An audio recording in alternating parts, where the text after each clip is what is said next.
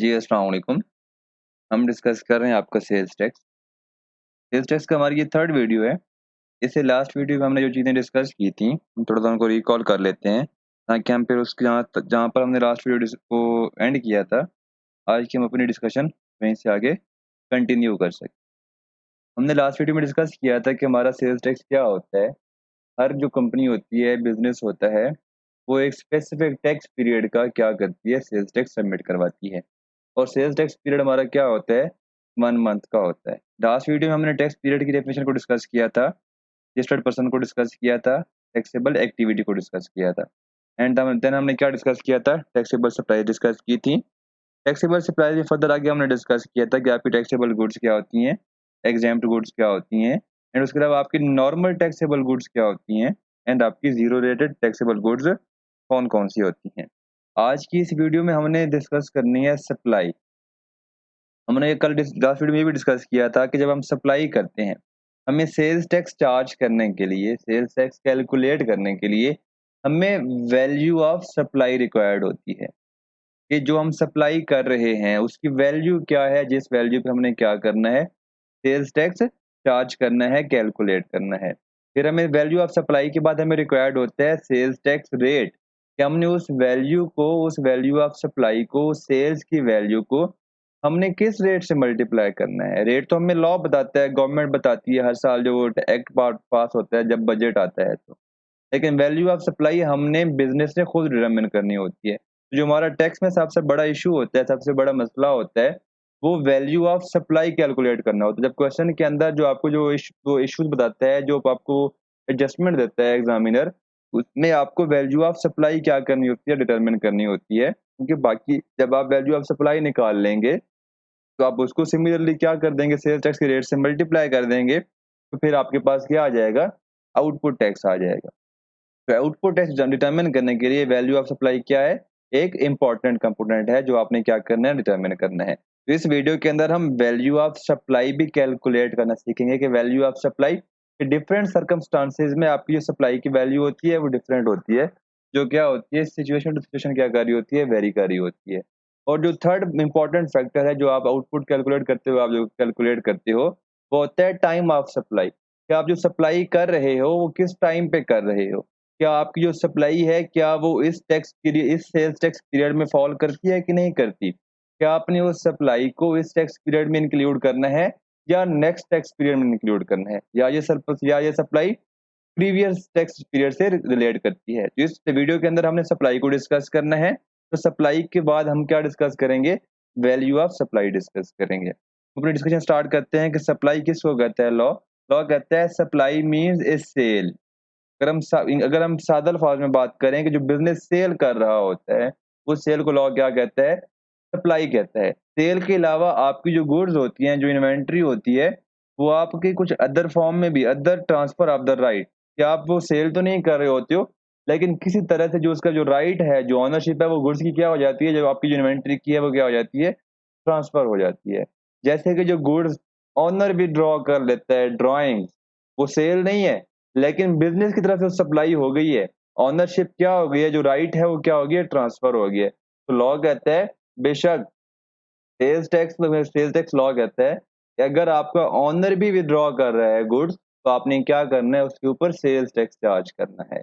अगर जैसे कि आपने अकाउंटिंग में पढ़ा होगा कि कोई मशीन, एक बिज़नेस है, वो मशीन में ट्रेडिंग करता है, लेकिन वो वही मशीन वो खुद अपने बिज़नेस में भी यूज़ करता है। तो वो एक मशीन को वो यूज़ करने की बजाय, सेल करने की बजाय, वो बिज़नेस में यूज़ करता है और अपनी PP, property plant and equipment में डेबिट कर देता है। लेकिन लॉ कहता है, सेल्स टैक्स लॉ कहता है कि जो मशीनरी, जो आपकी इन्वेंटरी, जो आपने सेल करनी थी मार्केट में, जो आपने खुद यूज़ कर ली है, तो आपने क्या करना है, उस पर भी चार्ज करना है सेल्स टैक्स। इसलिए कह रहा है, सप्लाई मीन्स ए सेल और other transfer of the right. Right transfer हो गई, लेकिन अदर है सेल की बजाय, to dispose of goods as owner, including sale और transfer under a hire purchase agreement. Hire purchase agreement एक टर्म होती है, लेकिन आपकी डिटेल नहीं है आपके सिलेबस के अंदर। जस्ट आपने ये देखना है कि क्या वो सेल है कि नहीं है। नेक्स्ट आपके इसमें इंक्लूडेड है पुटिंग टू प्राइवेट बिजनेस और नॉन बिजनेस यूज। जैसे कि अब बिजनेस में कोई इन्वेंट्री बिजनेस ने क्या की है, खुद यूज कर ली है या अपने स्टाफ में डिस्ट्रीब्यूट कर दी, वो आपकी क्या है, सेल है, सप्लाई कंसिडर होगी। आपने क्या करना है, उस पर सेल्स टैक्स चार्ज करना है। या ऑनर ने विड्रॉ कर लिया ड्राइंग्स, तो ये क्या होगी, आपकी सप्लाई कंसिडर की जाएगी। ठीक है। एक auction the disposal of goods to satisfy a debt owed by a person. आपने कंपनी लॉ में चैप्टर पढ़ा होगा मोर्टगेजेस वाला, या आपको थोड़ा बहुत नॉलेज भी होगा कि जब आप लोन लेते हैं किसी बैंक से, तो आप उस लोन के अगेंस्ट कुछ वहां पर सिक्योरिटी क्या करवाते हैं, बैंक के पास रखवाते हैं, जिसको हम प्लेज भी कहते हैं। तो लेट्स सपोज अगर बिजनेस ये करता है कि अपनी कुछ इन्वेंट्री, लोन की जितनी अमाउंट थी उसकी इक्विवेलेंट अमाउंट की इन्वेंट्री क्या करवा देता है, प्लेज करवा देता है, चाहे सिक्योरिटी वहां पर बैंक के पास रखवा देता है। अगर बिजनेस उस लोन को रिपे नहीं कर पाता, तो बैंक क्या करेगा, उन गुड्स को जो सिक्योरिटी उसके पास रखी होगी उसको क्या कर देगा, वो सेल कर देगा, और उसकी ऑक्शन क्या कर देगा, डिस्पोजल कर देगा। तो लॉ कहता है क्योंकि वो गुड्स एक्चुअली में मेरी प्रॉपर्टी है, वो सेल कर रहा है, वो जो सेल है, जो गुड्स है, उसके ऊपर भी क्या करना है, वो सप्लाई कंसिडर होंगी, उसके ऊपर क्या होगा, सेल्स टैक्स चार्ज होगा। नेक्स्ट कहता है कि possession of taxable goods held immediately before a person ceases to be a registered person. For example, sales tax, क्योंकि आगे चल के हम डिस्कस करेंगे कि रजिस्टर्ड पर्सन एक होता है, अनरजिस्टर्ड पर्सन होता है, और कुछ केसेस में एक रजिस्टर्ड पर्सन को वो क्या कर देते हैं, अनरजिस्टर्ड पर्सन कर देते हैं। यार एक पर्सन अपना बिजनेस रन कर रहा होता है, लेकिन अपने बिजनेस को वो क्लोज करना चाहता होता है, क्लोज करने जा रहा होता है। जैसे वो अपने बिजनेस को क्लोज करने जाता है, वो खुद की रजिस्ट्रेशन भी क्या करवा देता है, खत्म करवा देता है। लॉ कहता है कि जिस डेट पर एक पर्सन अनरजिस्टर्ड होने जा रहा है, तो उस डेट पर जितनी भी इन्वेंट्री उसके पास पड़ी होगी, बेशक उसने सेल की है कि नहीं की, वो सारी की सारी इन्वेंट्री उस डेट पर सप्लाई कंसिडर की जाएगी, मतलब सेल कंसिडर की जाएगी। उसके ऊपर जितना सेल्स टैक्स बन रहा होगा, वो क्या करेगा, सेल्स टैक्स गवर्नमेंट को पे करेगा। फिर वो कहता है कि in case of manufacture of goods belonging to another person, एक मैन्युफैक्चरिंग बिजनेस है, वो गुड्स उसके पास पड़ी हुई हैं जो किसी थर्ड पार्टी से को बिलोंग करती हैं, द ट्रांसफर और delivery of such goods to the owner और to a person nominated by him. For example, एक बिजनेस है ए, एक बिजनेस है ए लिमिटेड, वो क्या करता है, बी लिमिटेड से मैन्युफैक्चरिंग करवाता है, ऑर्डर देता है उसको कि जनाब आप मुझे इतनी गुड्स, रॉ मटेरियल कौन प्रोवाइड करता है, ए लिमिटेड बी लिमिटेड को रॉ मटेरियल प्रोवाइड करता है, और बी लिमिटेड क्या करता है, उसको मैन्युफैक्चर करके दोबारा क्या करता है, ए लिमिटेड को सप्लाई कर देता है।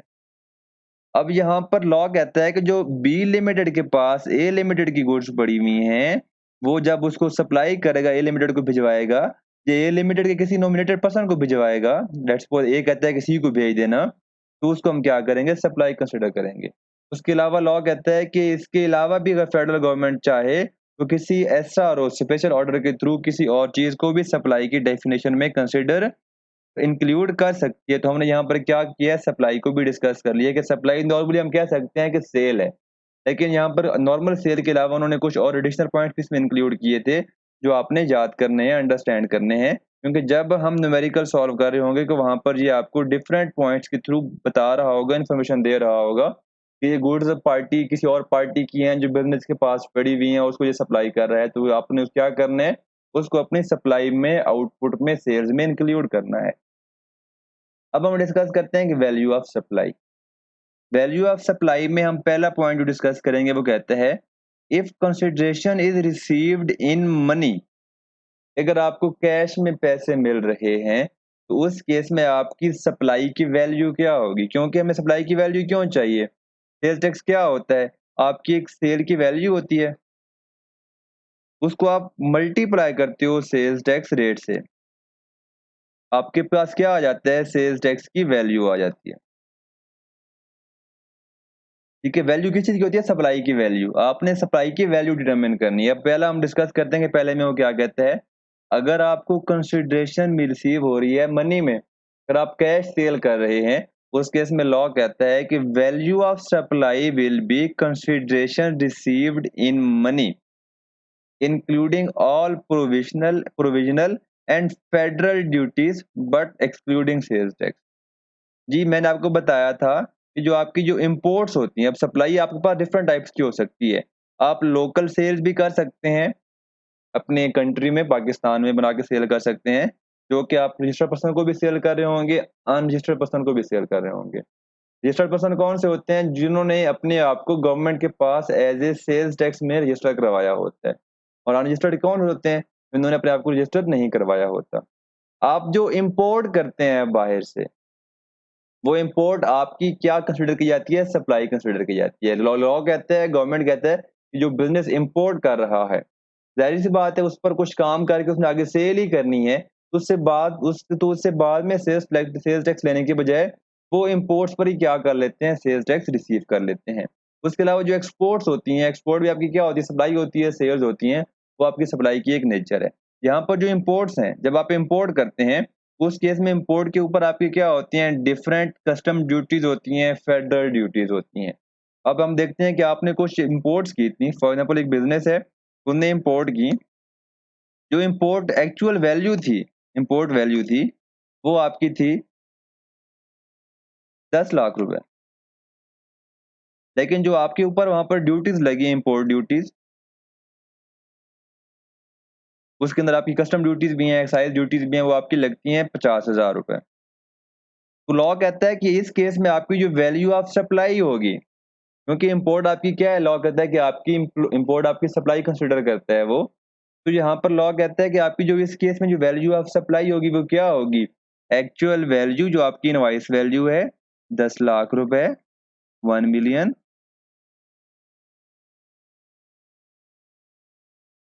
Plus 50,000 all other duties. लेकिन इसके अंदर आपका सेल्स टैक्स इंक्लूडेड नहीं होगा। आपने इस वैल्यू के ऊपर आपने क्या करना है? सेल्स टैक्स चार्ज करना है। ये आपकी क्या है? वैल्यू ऑफ सप्लाई है। अगर हम ये सपोज करते हैं कि हमारे पास जस्ट क्या है, यही क्या है? वैल्यू ऑफ सप्लाई है, एक ही सप्लाई है पूरे साल में, हम इसको मल्टीप्लाई करेंगे आपके सेल्स टैक्स के रेट के साथ। हम अज्यूम करते हैं कि आपका सेल्स टैक्स रेट है 17%। तो आपकी जो सेल्स टैक्स की वैल्यू बनती है इसके ऊपर, वो आपकी है 1,78,500 रुपए। क्योंकि अगर मैं आपको दिखाऊं, हमने क्या कहा था कि आपकी सेल्स टैक्स क्या होता है, आप मल्टीप्लाई करते होते हैं उसको, वैल्यू ऑफ सप्लाई को सेल्स टैक्स रेट से मल्टीप्लाई करते हैं, आपके पास क्या आ जाते हैं? सेल्स टैक्स की वैल्यू आ जाती है। इसको आप क्या कहते हैं? आउटपुट टैक्स कहते हैं। आउटपुट टैक्स क्या होता है? हम उसको लेक्चर 1 में डिस्कस कर चुके हैं, आपको मैं दिखा देता हूँ। यहाँ पर मैंने टर्म्स भी लिखी हुई है, मैंने यहाँ पर एग्जांपल से लेकर समझाया भी था। अगर आपको आउटपुट टैक्स का नॉलेज नहीं है तो आप लेक्चर 1 क्या देखकर उसको अंडरस्टैंड कर सकते हैं। अब अपनी नई नेक्स्ट उस पे जाते हैं कि जो आपका सेकंड पॉइंट है, उसमें आपको क्या कहते हैं ट्रेड डिस्काउंट के केस में। जी, second point, in case of trade discounts, trade discount आपको पता है, आपने अकाउंटिंग पढ़ी होगी, डिस्काउंट जो आप देते हैं at the time of negotiation, जब आप एक ट्रांजैक्शन को करने जा रहे होते हैं, तो नेगोशिएशन करके आप अपना डिस्काउंट वगैरह देते हैं, तो उस केस में आपकी क्या होती है? डिस्कस कर रहे होते हैं। तो आप सेल वैल्यू कौन सी रिकॉर्ड करते हैं? नेट ऑफ ट्रेड डिस्काउंट क्या करते हैं? रिकॉर्ड करते होते हैं। The discounted price excluding the amount of sales tax, यहाँ पर मतलब क्या है? Amount of sales tax, provided that the tax invoice shows the discounted price and the related tax and the discount allowed is in conformity with the normal business practices। यहाँ पर वो ये कह रहे हैं कि अगर एक बिजनेस है ए लिमिटेड, ए लिमिटेड क्या करता है? उसने क्या की है? सेल की हैं। उसकी नॉर्मल जो सेल प्राइस है 1 लाख रुपए फॉर एग्जाम्पल किसी मटेरियल की, उसने क्या कहा है? इस पर वो 5% डिस्काउंट दे रहा है। लॉ कह रहा है कि आपको ये ट्रेड डिस्काउंट तब अलाउ होगा जब ये आपका ट्रेड डिस्काउंट आपकी इनवॉइस पर मेंशन होगा, provided the tax invoice shows the discounted price. मतलब यह है कि आपकी जो वहां पर आपने बताना है कि आपकी जो ये ग्रॉस प्राइस थी, ये हमने डिस्काउंट डिस्काउंट दी है, और ये हमारी डिस्काउंटेड प्राइस है जिसपे हमने क्या किया? ये एक्चुअली में सेल की है। And the related tax and the discount allowed is, और ये क्या है? बिजनेस की पॉलिसीज के मुताबिक है। ये ऐसे भी हो सकता है कि business normally trade discount discount नहीं देता, वो किसी स्पेसिफिक कस्टमर को, किसी अपने जानने वाले को, दोस्त को अगर 1% डिस्काउंट दे देता है, तो वो आपका डिस्काउंट अलाउ नहीं होगा। तो आपकी फिर वैल्यू ऑफ सप्लाई क्या होगी? ग्रॉस वैल्यू होगी। देखें, ए लिमिटेड है, वो नॉर्मली सेल करता है, एक उसका आइटम है, उसकी सेल प्राइस है 1 लाख रुपीज, वो उसकी कोई डिस्काउंट नहीं देता। और एक उसका कजन आता है ऑनर का, उसको वो दे देता है 90,000 रुपए का। अकाउंटिंग में आप क्या रिकॉर्ड करोगे? 90,000 से आप क्या रिकॉर्ड करोगे, डेटर या कैश डेबिट और सेल्स क्रेडिट। लेकिन सेल्स टैक्स के अंदर आप क्या करोगे, वैल्यू ऑफ सप्लाई आपकी क्या होगी, टोटल वैल्यू ऑफ सप्लाई वो आपकी होगी 1 लाख ये वाला प्लस 1 लाख। लॉ कहता है कि अगर आपकी नॉर्मल प्रैक्टिस नहीं है डिस्काउंट देना, तो आपको ट्रेड डिस्काउंट अलाउ नहीं होगा, क्योंकि यहाँ पर आपकी लॉ मेंशन कर रहा है with the normal business practice. अगर आपकी नॉर्मल बिजनेस प्रैक्टिस है तो फिर आपको क्या होगा, सेल्स टैक्स आपको डिस्काउंट अलाउ होगा। आपको बात समझ आ गई? अगर आपकी नॉर्मल बिजनेस की नॉर्मल प्रैक्टिसेस हैं तभी आपको ट्रेड डिस्काउंट अलाउ होगा। तो उस केस में आपकी जो वैल्यू ऑफ सप्लाई क्या होगी, हम ये एज्यूम करते हैं कि नॉर्मल प्रैक्टिस नहीं है।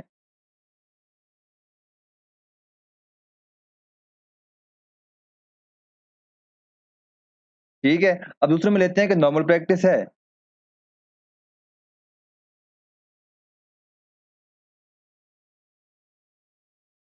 यहाँ पर हमारी वैल्यू ऑफ सप्लाई क्या होगी, यहाँ पर हमारी वैल्यू ऑफ सप्लाई होगी 1 लाख जो हमने फुल प्राइस पे सेल किया, प्लस 90,000 जो हमने डिस्काउंटेड प्राइस पे सेल किया। तो यहाँ पर हमारी क्या हो रही है, वैल्यू ऑफ सप्लाई चेंज हो रही है।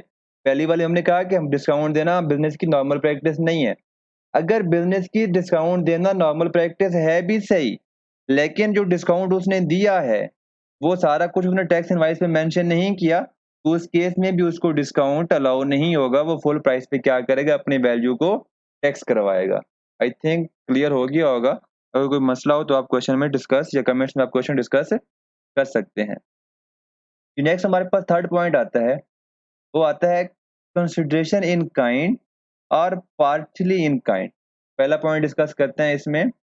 In case the consideration for a supply is in kind or is partially in kind and partially in money, the value of supply shall mean the open market price of the supply excluding the amount of tax। जी बहुत ही आसान सी बात है, अगर हम देखते हैं इसको discuss करते हैं। आप सेल करते हैं एक एसी एयर कंडीशनर, ठीक है, आपके इलेक्ट्रॉनिक्स की शॉप है। अगर आप उसको सेल कर रहे हैं,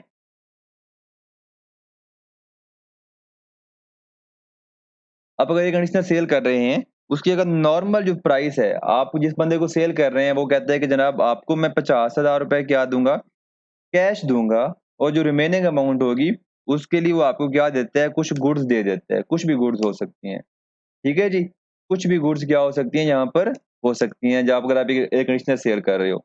तो लॉ कहता है इस केस में आपकी जो वैल्यू ऑफ सप्लाई होगी, जो आपने एयर कंडीशनर सेल किया है उसकी मार्केट वैल्यू होगी। मतलब ये है कि सेम कंडीशन सेम कंपनी का, सॉरी, एयर कंडीशनर मार्केट में किस वैल्यू पर सेल हो रहा है, तो आपकी जो वैल्यू वो होगी जो आप मार्केट से लेंगे, वो आपकी क्या होगी, वैल्यू ऑफ सप्लाई होगी। फॉर एग्जांपल वो होती है 90,000, उस पे आप क्या करेंगे, फिर सेल्स टैक्स चार्ज करेंगे। लेट्स सपोज वो है 17%। तो आपने जो वैल्यू ऑफ सप्लाई लेनी है, मार्केट वैल्यू, वो एक्सक्लूडिंग ऑफ सेल्स टैक्स लेनी है, क्योंकि सेल्स टैक्स तो आपने उस पर खुद चार्ज करना है। लॉ यहाँ पर क्या कह रहा है, वो क्या होगी, the value of supply shall mean the open market price of the supply. अब सेकंड पॉइंट इसमें क्या है, in case the supplier and recipient are associated person. Associated person क्या होती हैं, जैसे कि एसोसिएटेड कंपनीज थी, कॉमन ओनरशिप है, दो कंपनीज हैं, दो के एक होल्डिंग के अंडर, एक होल्डिंग की सब्सिडीज हैं, एक डायरेक्टर दोनों कंपनीज में डायरेक्टर है, या फिर क्या होती हैं, एसोसिएटेड पर्सन है, कंपनीज हैं। And the supply is made for no consideration. अगर कुछ सप्लाई कर रहे हैं, उसके फ्री में सप्लाई कर रहे हैं, और for a consideration which is lower than the open market price, the value of price shall mean the open market price of the supply. जी आपने पहले क्या करना है, एसोसिएटेड पर्सन्स की डेफिनेशन आपकी सैटरडे टेक्स्ट में गिवन है, आपने जस्ट वो रीड करनी है, याद करनी है। लॉ क्या कह रहा है, अगर आप एसोसिएटेड पर्सन्स को सप्लाई कर रहे हो,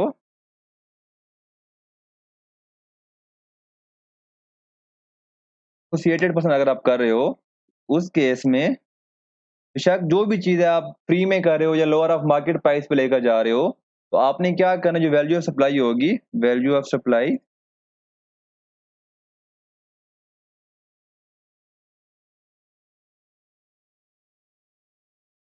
सेल्स।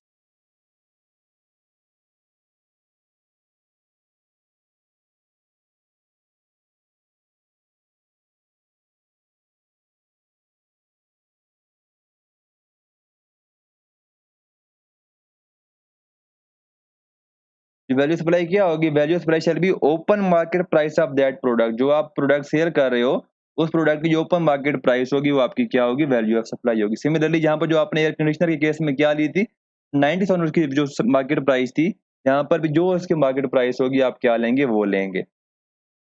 ये आपको क्लियर हो गया होगा। अब हम जाते हैं फोर्थ पॉइंट की तरफ। In case a taxable supply is made to a consumer from general public on installment basis। क्योंकि आपने देखा कुछ बिजनेसेस ऐसे होते हैं जो इंस्टॉलमेंट्स पे क्या दे रहे होते हैं? गुड्स दे रहे होते हैं, कंज्यूमेबल दे रहे होते हैं। जैसे कि अगर हम एयर कंडीशनर ही ले लें या कोई इलेक्ट्रॉनिक्स का हम कोई ले लेते हैं, आइटम ले लेते हैं, वो क्या हो रहा होता है? इंस्टॉलमेंट पे भी सेल हो रहा होता है। उसमें लॉ क्या कहता है? The value of supply shall mean the open market price of the supply excluding the amount of tax. यहाँ पर भी वो ओपन मार्केट प्राइस क्यों कह रहा है? क्योंकि जब आप कोई चीज इंस्टॉलमेंट पे देते हैं, तो आप उसको ओपन मार्केट प्राइस से ज्यादा अमाउंट पे चार्ज करते हैं, क्योंकि आप अपना जो होता है टाइम वैल्यू ऑफ मनी का जो फैक्टर होता है, आप वो कवर कर रहे होते हैं। ये कंपलसरी है, आप ये बात अंडरस्टैंड कर लें कि अगर आप किसी को इंस्टॉलमेंट में कोई चीज अगर एक बिजनेस सेल कर रहा है, उस केस में आपकी जो वैल्यू ऑफ सप्लाई क्या होगी? ओपन मार्केट प्राइस होगी। ये सिंपल सी बात है, आई थिंक आपको क्लियर होगी। Fifth point, in case where for any special nature of transaction, it is difficult to ascertain the value of supply, the open market price। जी यहाँ पर अगर यहाँ पर कोई ऐसी ट्रांजैक्शन हो रही है जिसमें आप वैल्यू ऑफ सप्लाई को असर्टन नहीं कर सकते, कोई डिफिकल्ट है, तो उस केस में आप क्या करेंगे? ओपन मार्केट में जाकर उस चीज का उस जैसी ट्रांजैक्शन की वैल्यू असर्टन करेंगे, चेक डिटरमिन करेंगे। जो ओपन मार्केट की प्राइस होगी वही आपकी क्या होगी? ट्रांजैक्शन की प्राइस होगी। इन केस ऑफ सिक्स पॉइंट हमारा क्या है? देखते हैं। इन case of imported goods the value determined under the custom act including the amount of custom duties and central excise duties. जैसे आपको मैंने डिस्कस किया था इंपोर्ट की, यहाँ पर अगर आप एग्जांपल देखें, इंपोर्ट वैल्यू 10 लाख रुपए। आप जब कोई चीज इंपोर्ट करते हैं तो साथ में उसकी इंपोर्ट इनवाइसेस भी होती हैं जिनके ऊपर वैल्यू लिखी हुई होती है।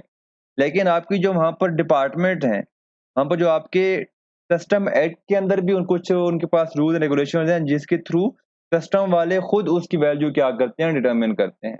वो आपकी इनवॉइस वैल्यू को क्या करते हैं? इग्नोर करते हैं। तो जो वैल्यू आपकी जो कस्टम वाले क्या करेंगे? इंपोर्ट की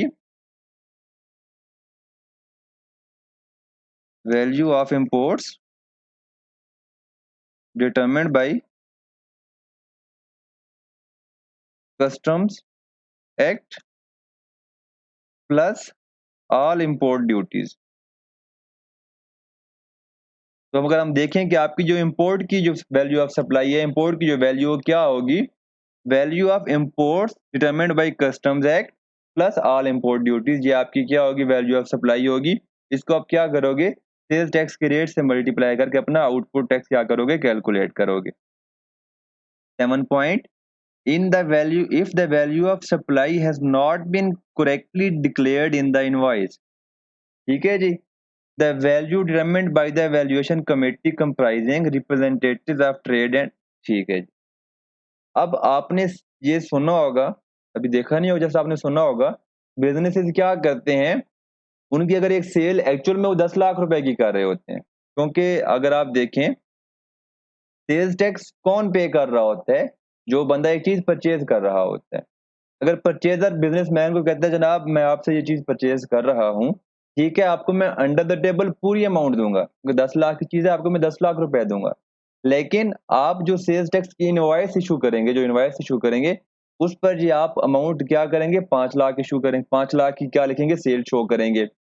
इसका क्या बेनिफिट है परचेजर को? क्योंकि अगर वो 5 लाख की, अगर वो 10 लाख की परचेज कर रहा है, अगर वो सेल्स टैक्स अगर सेल्स टैक्स इनवॉइस पे वो 10 लाख रुपए शो करते हैं, उस पर उन्होंने पे करना है टैक्स 17%, उस पर आपका टैक्स बन जाता है 1,70,000 रुपए। ठीक है।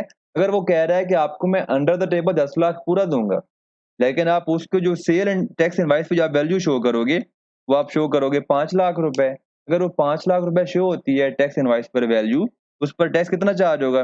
17% चार्ज होगा। तो उस केस में जो आपकी सेल्स टैक्स की वैल्यू बनेगी, वो 70,000 रुपए बनेगी। मतलब सेल्स टैक्स बचाने के लिए, टैक्स कम चार्ज होने के लिए वो क्या करते हैं, टैक्स की सेल्स की जो वैल्यू होती है, इनवॉइसेस होती हैं, उनकी अंडर इनवॉइसिंग करते हैं। अगर वो बंदा पकड़ा जाता है, ऐसा कोई बंदा पकड़ा जाता है कि हाँ जी, इसने अपनी जो सेल्स की वैल्यू है, ये सही डिक्लेयर नहीं की, उस केस में जो एफबीआर, जो गवर्नमेंट की कमेटी है, अगर जो वैल्यू वो डिटरमिन करेगी, वही क्या होगी, आपकी वैल्यू ऑफ सप्लाई होगी। आई थिंक आपको ये बात क्लियर हो गई होगी।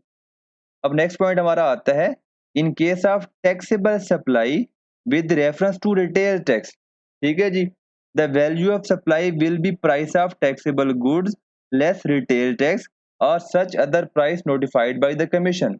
ये जो रिटेल गुड्स होती हैं, उनके ऊपर आपकी क्या होता है, रिटेल टैक्स भी चार्ज होता है। जब आप रिटेल, ऐसे कोई रिटेल गुड्स आपको क्वेश्चन में मेंशन करेगा कि आपकी रिटेल गुड्स हैं या कौन सी गुड्स हैं।